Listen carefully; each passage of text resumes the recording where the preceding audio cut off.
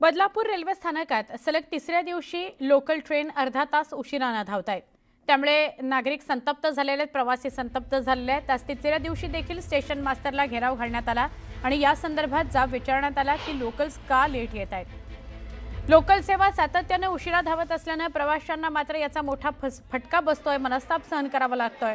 दररोज गाड्या अर्धा तास उशिराने धावत असतील तर आम्ही कामावर जायचं तरी कसं, असा सवाल प्रवासी करतायत।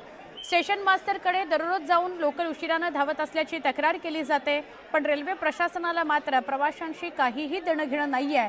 त्यामुळे आता रेल्वेच्या या भोंगळ कारभारामुळे बदलापुरात एक मोठं आंदोलन उभं राहण्याची शक्यता आहे।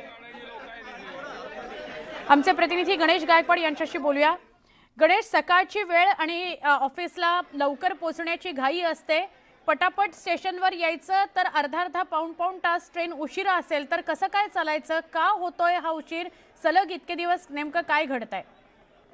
सुवर्ण, बदलापूरकर गेल्या अनेक वर्षांपासून हा त्रास सहन करतायत। मात्र 3 दिवसापासून जवळजवळ अर्धा तास उशिराने लोकल धावतायत।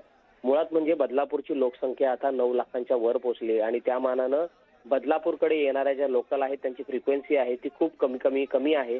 अर्ध्या पाऊण तासाने या ठिकाणी लोकल आहेत। माझं असं असताना देखील या लोकल अर्धा पाऊण तासानं असताना त्यामध्ये जर अर्धा तास लोकल ट्रेन उशिराने धावत असतील तर तुम्ही साहजिकच विचार करू शकता की 2-3 लोकलची गर्दी त्या प्लॅटफॉर्मवर जमते आणि त्याच्यामुळे कर्जतहून येणारी जी लोकल असते बदलापूर स्थानकात थांबणारी, त्या लोकलमध्ये या प्रवाशांना चढायला मिळत नाही आणि त्याच्यामुळे प्रवाशांचा हा मनस्ताप आहे। वारंवार रेल्वे प्रशासन असेल किंवा त्यांचे अधिकारी असतील यांना रेल्वे प्रवाशांनी, रेल्वे संघटनांनी अनेकदा मागणी केलेली आहे की लोकसंख्या वाढलेली आहे त्यामानाने लोकल फेऱ्या वाढवा, मात्र त्याकडे रेल्वे प्रशासन काडी मात्रही लक्ष देत नाही, दुर्लक्ष करते आणि त्याच्यामुळे आज सलग तिसऱ्या दिवशी स्टेशन मास्टरला घेराव घातला। मात्र प्रवासी इतके संतप्त आहेत सुवर्णा की येत्या काही दिवसामध्ये या लोकल ट्रेन वेळेवर धावल्या नाहीत किंवा प्रशासनानं लोकल फेऱ्या वाढवल्या नाहीत तर बदलापूरकर जो आहे तो मोठा त्यांचा उद्रेक होईल आणि आंदोलन या ठिकाणी होण्याची शक्यता आहे सुवर्णा।